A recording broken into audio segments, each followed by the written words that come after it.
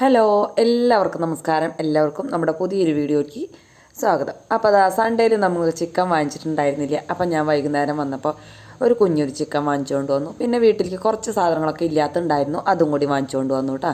ചേട്ടനോട് ഉറപ്പം ചേട്ടൻ പറഞ്ഞത് നീ പോയി വാങ്ങിക്കണമെങ്കിൽ വാങ്ങിച്ചോ, അപ്പോൾ പിന്നെ അത് കഴിയല്ലോ. ചേട്ടൻ വെച്ച് ഇവിടെ വഴിയിൽ പകുതിയോളം വരുന്ന ബസ്സിലാണ് വരിക. അപ്പോൾ പിന്നെ കടയിൽ ഇറങ്ങാൻ നിന്ന് വീണ്ടും അങ്ങോട്ടും ഇങ്ങോട്ടൊക്കെ നടക്കാൻ പറ്റില്ലല്ലോ. അപ്പം അത് വേണ്ട വെച്ചു. കുറുമാണിക്കൻ്റെ പോടാ. അങ്ങനെ നമ്മുടെ കണ്ടപ്പം കൂട്ടന് മനസ്സിലായി ഇവിടെ ചിക്കൻ വന്നിട്ടുണ്ടെന്ന്. അവൻ അത് കാരണം ചുറ്റിപ്പറ്റി അങ്ങനെ നിൽക്കുകയാണ് കേട്ടോ. ഞാൻ വന്ന വഴി അവർക്ക് ചോറൊക്കെ കൊടുത്ത് അവരത് കഴിക്കലൊക്കെ കഴിഞ്ഞു. പക്ഷേ ഇതിൻ്റെ സ്മെല്ല് കിട്ടുമ്പോൾ പൂച്ചയല്ലേ, അവർക്ക് മീനാണ് കൂടുതൽ ഇഷ്ടം എന്നുണ്ടെങ്കിലും ചിക്കൻ വിട്ട് കളയുന്ന ആൾക്കാരൊന്നും അല്ലല്ലോ. അത് കഴിഞ്ഞ് ഞാൻ എന്താ കാലത്തെ ചട്ടിയും കലവും സാധനങ്ങളൊക്കെ ഉണ്ടായിരുന്നു, അതൊക്കെ ചൂടാക്കാനുള്ളത് ചൂടാക്കി മാറ്റി വെച്ച് കുഞ്ഞു പാത്രങ്ങളിലേക്ക് ആക്കിയിട്ട് വലിയ ചട്ടിയും പാത്രങ്ങളൊക്കെ കഴുകാനായിട്ട് നീക്കി വെച്ചു. അപ്പം കഴുകിയൊന്നുമില്ല കേട്ടോ. എന്താ വെച്ചാൽ ചിക്കൻ കൊണ്ടുവന്നു കഴിഞ്ഞാൽ പിള്ളേർക്കായാലും കണ്ടു കഴിഞ്ഞാൽ അപ്പം തന്നെ കഴിക്കാൻ കിട്ടണം. അങ്ങനെയാണ് ആ പൂച്ചകളുടെ അതേ സ്വഭാവം തന്നെയാണ് അവർക്കും.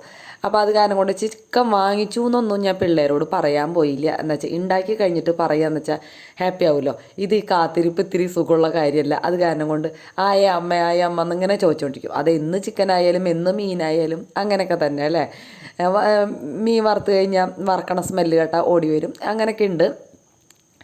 അപ്പോൾ അതൊരു രസം തന്നെയാണ് അല്ലേ, നമ്മുടെ പിന്നാലെ അങ്ങനെ മക്കൾ വരുന്നത്, നമ്മൾ ഉണ്ടാക്കണ ഫുഡ് അന്വേഷിച്ച് വരുന്നത്.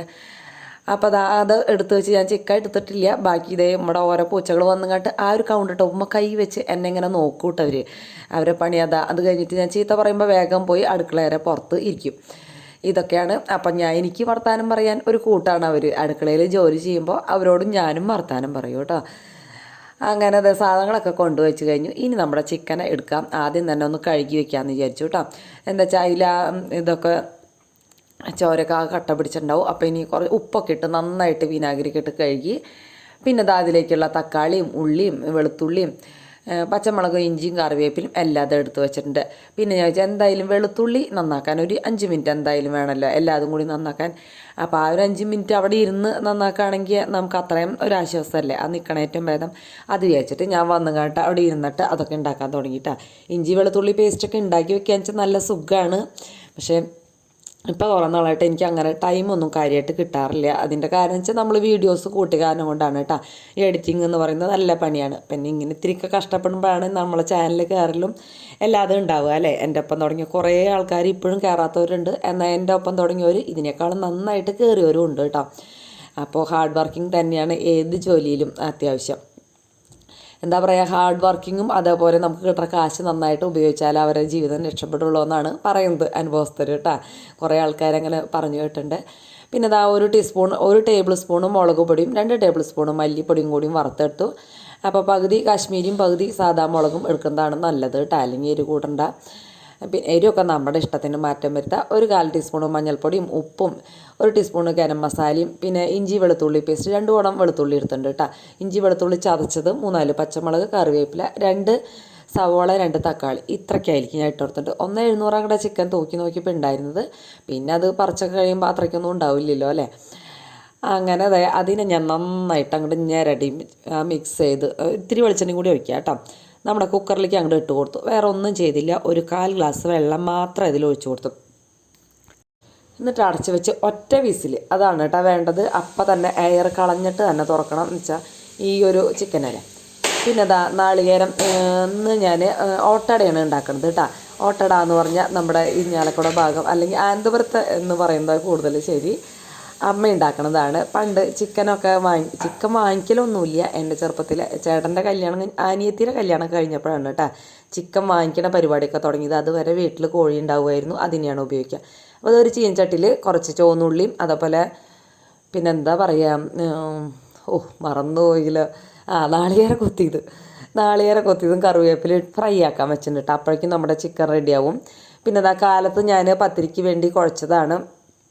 ആ പൊടിയെടുത്ത് അതിലേക്ക് വീണ്ടും നിറയെ നാളികേരം ഇട്ട് കൊടുത്തിട്ടുണ്ട് കേട്ടോ. അപ്പോഴേക്കും ചിക്കൻ റെഡി ആയിട്ടുണ്ട്. അത് തുറന്ന് കണ്ടിട്ട് ചെറിയുള്ളി നാളികേരം കറിവേപ്പില ഫ്രൈ ആക്കിയിട്ടില്ലേ അത് ഇട്ട് കൊടുത്തു. അതിലൊരു 1/2 ടീസ്പൂൺ അങ്ങാനും കാശ്മീരി ചില്ലി മുളക് പൊടിയും കൂടി ഇട്ട് ഒന്ന് മൂപ്പിച്ചിട്ട് ചേർക്കുകയാണെങ്കിൽ നല്ല കളറ് കിട്ടും കേട്ടോ ചിക്കനിലേക്ക്. അല്ലെങ്കിൽ ഇത്ര അങ്ങോട്ട് ഭംഗി ഉണ്ടാവില്ല.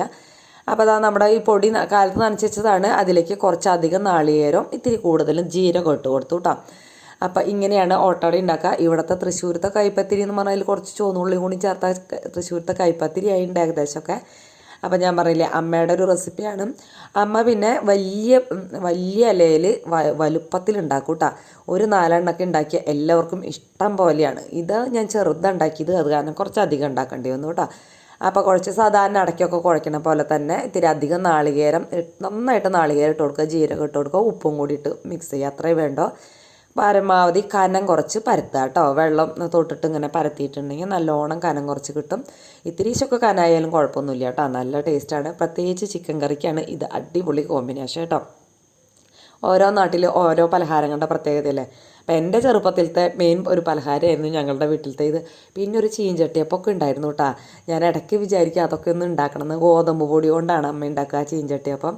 ഗോതമ്പ് പൊടി കുഴച്ച് എന്താ പറയുക, അതിൽ ഉള്ളിയും അതും ഇതൊക്കെ ഇട്ട് ചീനച്ചട്ടിയിൽ വെളിച്ചെണ്ണ ഒഴിച്ച് ഇങ്ങനെ ചീനച്ചട്ടിയിൽ ചുറ്റും പരത്തും.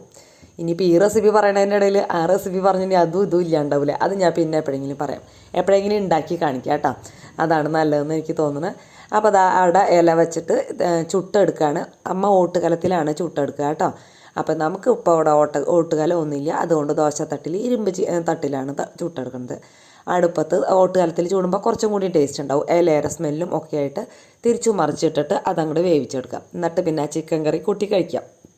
അപ്പോൾ അതാ ഞാൻ ശ്രീകുട്ടനോട് ഞാൻ പറയുകയാണ് കേട്ടോ, ഞാൻ ഹായ് പറഞ്ഞില്ലയെന്ന്. അപ്പോൾ അവനൊരു ഹായ് പറഞ്ഞതാണ്. ആദ്യത്തെ ഷർട്ട് ഇടാണ്ടിരിക്കണ കാരണം കൊണ്ട് ആ ഭാഗം അധികം എടുക്കാണ്ടിരുന്നത് കേട്ടോ. അവൻ്റെ ശരീരം കണ്ട് ഇനി പേടിക്കണ്ടാവും കൂട്ടുകാരും, വണ്ണം വെച്ചോളൂല്ലേ, ഹൈറ്റ് വയ്ക്കുന്നുണ്ടാവും നന്നായിട്ട്. പിന്നെ ചേട്ടനും ഞാനൊക്കെ ഭയങ്കര വണ്ണം കുറവ് തന്നെയല്ലായിരുന്നു, ഇപ്പോഴാണ് പിന്നെ ഒരു ഭേദമായത്. പിന്നെ ഇതാ കറിവേപ്പില വാങ്ങിച്ചതാണെന്ന് നമ്മുടെ ഷോപ്പിൻ്റെ അപ്പുറത്തെ വീട്ടിലുണ്ട്. ചോദിക്കാൻ മടിച്ചിട്ട് ഇങ്ങനെ ഞാൻ ചോദിച്ചില്ല കേട്ടോ. ഇടയ്ക്ക് ഇങ്ങനെ കൊണ്ടു തരുമ്പോൾ വാങ്ങിക്കും, ചോദിക്കാൻ എനിക്കൊരു മടിയാണ് എന്ത് കാര്യം, അതുകൊണ്ടായിരിക്കാം. പിന്നെ ആദ്യം പ്ലാസ്റ്റിക് പാത്രങ്ങളൊക്കെ സോപ്പിട്ട് കഴുകി മാറ്റി വെച്ചു. ഇനി അല്ലെങ്കിൽ ആ കരിയിലൊക്കെ ആയിരുന്നെങ്കിൽ പ്ലാസ്റ്റിക്കിൽ നിന്ന് പോകാൻ ഇത്തിരി ബുദ്ധിമുട്ടല്ലേ. പ്ലാസ്റ്റിക്കും കാസറോളും അതിൻ്റെ ടീസ്പൂണുകളും ഒക്കെ ആദ്യം തേച്ച് കഴുകി വെച്ചു കേട്ടോ. അപ്പോൾ പാത്രങ്ങളും കൂടി കഴുകി കഴിഞ്ഞാൽ ഇന്നത്തെ പരിപാടി കഴിഞ്ഞല്ലോ. ഇന്ന് പിന്നെ ഇത്തിരീശൊക്കെ കുറച്ച് ക്ലീനിങ്ങും കൂടി ഉള്ളൊരു ദിവസമാണ്. അത് കാരണം കൊണ്ട് ഒട്ടും സമയം കളയാണ്ട് ഞാൻ വേഗം തന്നെ ഇരിക്കാനൊന്നും പോയില്ല. ഇത് ഉണ്ടാക്കി കൊടുത്തു കഴിഞ്ഞ് കണ്ടിട്ട് ഞാനും ഒപ്പം കഴിച്ചു കേട്ടോ, പിള്ളേരുടെ ഒപ്പം കഴിച്ചു. എല്ലാവരും കഴിക്കൽ കഴിഞ്ഞു കേട്ടോ. അങ്ങനെ കഴിക്കലൊക്കെ കഴിച്ച് ഇന്ന് അവിടെ ഇവിടെയൊക്കെ ആയിട്ടാണ് ഇരുന്ന് കഴിച്ചത്. അത് കാരണം കൊണ്ടാണ് ഞാൻ വീഡിയോ എടുക്കാണ്ടിരുന്നത്. പിന്നെ ഈ പാത്രങ്ങളൊക്കെ വേഗം തേച്ച് കഴുകി.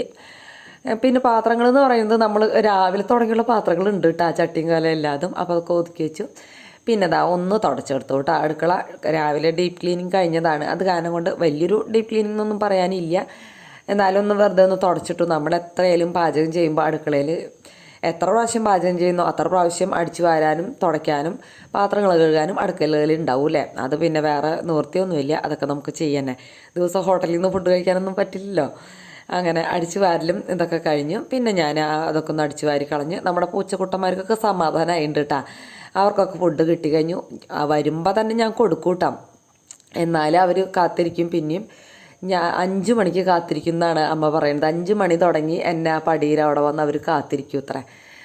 അങ്ങനെ അതാണ് 6:45 വരെ അവരുടെ ആ കാത്തിരിപ്പ് നീണ്ടിട്ടാണ് ഞാൻ വരുമ്പോൾ ആ ഫുഡ് കൊടുക്കണ പാവങ്ങൾ. ആദ്യത്തിനൊക്കെ വരുമ്പോൾ കൊടുക്കൂട്ടാ കണ്ടു കഴിഞ്ഞാൽ, എന്നാലും എന്നെ അവർ കാത്തിരിക്കും വല്ലാണ്ട്. അതിനിടയ്ക്ക് ആ ഫ്രിഡ്ജിന്മേൽ നിറച്ച അഴുക്ക് കണ്ടു. അപ്പോൾ അതൊന്ന് ജസ്റ്റ് ഒന്ന് തുടച്ചിട്ട് എടുത്തു കേട്ടോ. കാണുമ്പോൾ ചെറിയ ജോലികളെല്ലാം അപ്പ ചെയ്ത് കഴിഞ്ഞിട്ടുണ്ടെങ്കിൽ നമുക്ക് ആ ജോലി കഴിഞ്ഞല്ലോ. പിന്നെ നമ്മൾ തുടയ്ക്കേണ്ട ആ തുണികളും അതൊക്കെ ഞാൻ നന്നായിട്ടൊന്ന് കഴുകി അപ്പം തന്നെ ഇടും. അപ്പോൾ അന്നത്തെ അഴുക്കല്ലേ ഉണ്ടാവുള്ളൂ. അപ്പോൾ അത് കാരണം കൊണ്ട് ചൂടുവെള്ളത്തിൽ ഇടുക അങ്ങനത്തെ ഒന്നും വേണ്ട. വേഗം തന്നെ ചിലപ്പോൾ ആ പാത്രം കഴുകണ സോപ്പൊന്ന് തൊട്ടിട്ട് ഒന്ന് വേഗം ആക്കും കേട്ടോ. എന്നിട്ട് ഇതാ പുറത്ത് ആഴയ്ക്ക തന്നെയാണ് വിരിച്ചിടുക. അപ്പോൾ പിന്നെ ഉണങ്ങി കിടന്നോളും. മാറി മാറി നമുക്ക് എടുക്കാം. 3-4 ഉണ്ടായി കഴിഞ്ഞാൽ മാറി മാറി ഉണങ്ങി തന്നെ ഉപയോഗിക്കാൻ പറ്റുമല്ലോ. പിന്നെ അത് കഴിഞ്ഞു. പണികളൊക്കെ ഇനി അടുക്കളയിലത്തെ പണികളൊക്കെ കഴിഞ്ഞു. ഇനി കുറച്ചധികം തുണികൾ മടക്കാനുണ്ട് കേട്ടോ. അപ്പോൾ അത് മടക്കാനായിട്ട് ഞാൻ മുകളിലേക്ക് പോവാണ്. തുണികൾ എപ്പോഴും എടുത്തും കണ്ടിട്ട് അവിടെ ഒരു പായലിടലാണ് ഇപ്പോൾ 2-3 ദിവസമായിട്ടെന്ന് വെച്ചാൽ ശരിക്കും അങ്ങോട്ട് ഉണങ്ങില്ല. അപ്പം മടക്കി വയ്ക്കാൻ പറ്റില്ലല്ലോ. അപ്പോൾ അവിടെയൊക്കെ വിരിച്ച് ജല്ലാമി അവിടെ ഇവിടെ ഒക്കെ വിരിച്ചിട്ടിട്ടുണ്ടായിരുന്നു കേട്ടോ. അപ്പോൾ അതൊക്കെ കുറേ തുണികളായിട്ടുണ്ടായിരുന്നു മടക്കാനായിട്ട്. അതെടുത്തു. ആദ്യം തന്നെ ട്രൗസർ മാത്രം ഒന്നും കൂടി ഉണങ്ങാണ്ട്, അപ്പോൾ ഞാൻ അതവിടെ വീണ്ടും ഇട്ട് വെച്ചു കേട്ടോ. പിന്നെ ഞാൻ അവിടെ ആ പായയിൽ ഇരുന്ന് തുണികൾ മടക്കൽ തുടങ്ങി. അപ്പം നമുക്കൊരു റെസ്റ്റ് കിട്ടും ചെയ്യും. പിള്ളേരോട് കുറച്ച് നേരമൊക്കെ ഒന്ന് വർത്താനം പറയുകയും ചെയ്യാം. ഇടയ്ക്കൊക്കെ അങ്ങോട്ട് കയറി പോയില്ലെങ്കിൽ അവരോട് അധികം അടുപ്പമില്ലാത്ത പോലെ തോന്നും. താഴത്തേക്ക് അവർ വരും, ഫുഡ് കഴിക്കുന്ന നേരം അങ്ങനെ ഇങ്ങനെയൊക്കെ. എന്നാലും കുറച്ചും കൂടി അവിടെ ചെന്നിരിക്കുമ്പോഴാണ് കുറച്ചും കൂടി കഥകളും വിശേഷങ്ങളും ഒക്കെ കുറച്ചധികം പറയാം കേട്ടോ. അപ്പം അങ്ങനെ നമ്മുടെ ആദ്യത്തെ ഇപ്പോഴും യൂണിഫോമിൻ്റെ പാൻറ്റ് ശരിയായിട്ടില്ല. അത് കാരണം കൊണ്ട് ആദ്യത്തിനോട് എന്തോ ഞാൻ ദേഷ്യപ്പെട്ടു. എന്തിനാണെന്നറിയില്ല കേട്ടോ. അവൻ എന്തോ ഒന്ന് ചോദിക്കുന്നുണ്ടായിരുന്നു. പാൻറ്റ് റെഡി ആവാത്ത കാരണം ഇപ്പോഴും കളർ ഡ്രസ്സ് തന്നെയാണ് അവ ഇട്ടിട്ട് പോകുന്നത്. അത് കാരണം അവൻ്റെ ഡ്രസ്സ് ഇഷ്ടം പോലെ ഉണ്ടാവും. പിന്നെ എല്ലാവരുടെയും ഉണ്ട് കേട്ടോ, ആരുടെയും പോരായിക എന്നൊന്നും പറയാനില്ല. എല്ലാവരുടെ ഡ്രസ്സും ദിവസം ഈ 2 ജോഡി വെച്ചിട്ടുണ്ടാവുമല്ലോ. അപ്പോൾ പിന്നെ തന്നെ അത്യാവശ്യമായില്ല എല്ലാവരുടെയും 2 ജോഡി ഡ്രസ്സ് ദിവസം കഴുകാനായ അത്യാവശ്യം കഴുകാനുണ്ടാവില്ല. എല്ലാവർക്കും അങ്ങനെയൊക്കെ തന്നെയല്ലേ. അങ്ങനെ അതൊക്കെ എടുത്തുകൊണ്ട് പോയി അത് അലമാരിലൊക്കെ കൊണ്ടുവച്ചു. പിന്നെ അതിൻ്റെ യൂണിഫോം ഷർട്ട് മാത്രം കൊണ്ടുപോകുന്നുണ്ട്. അപ്പം ഞാൻ ഒരു ഷർട്ടാണ് കിട്ടിയിട്ടുള്ളൂ കേട്ടോ. അത് കാരണം കൊണ്ട് ആ ഷർട്ടൊന്ന് കഴുകിയിട്ടു. ശ്രീകുട്ടൻ്റെ ഷർട്ട് പിന്നെ അവൻ തന്നെ കഴുകിയിട്ടത്, ഞാൻ കഴുകേണ്ടിയൊന്നും വന്നില്ല. പിന്നെ ഞാൻ നോക്കിയപ്പോൾ ബാത്റൂം ഭയങ്കര അഴുക്ക്, അതൊന്ന് കഴുകിയിടാമെന്ന് വിചാരിച്ചു കേട്ടോ. വല്ലാണ്ട് അഴുക്കായിട്ടുണ്ടെങ്കിൽ ഞാൻ ഈ ഹാർപ്പിക്കിൻ്റെ അല്ലല്ലോ, അതെ ഹാർപ്പിക്കിൻ്റെ ഈ റെഡ് ഇതാണ് കേട്ടോ കഴുകാൻ ഉപയോഗിക്കുക. എപ്പോഴും ഇത് ഉപയോഗിക്കൊന്നുമില്ല, എനിക്ക് ഒരു ചൊറിച്ചിൽ പോലെയാണ് ഇങ്ങനത്തെ സംഭവങ്ങളൊക്കെ ഉപയോഗിക്കുമ്പോൾ.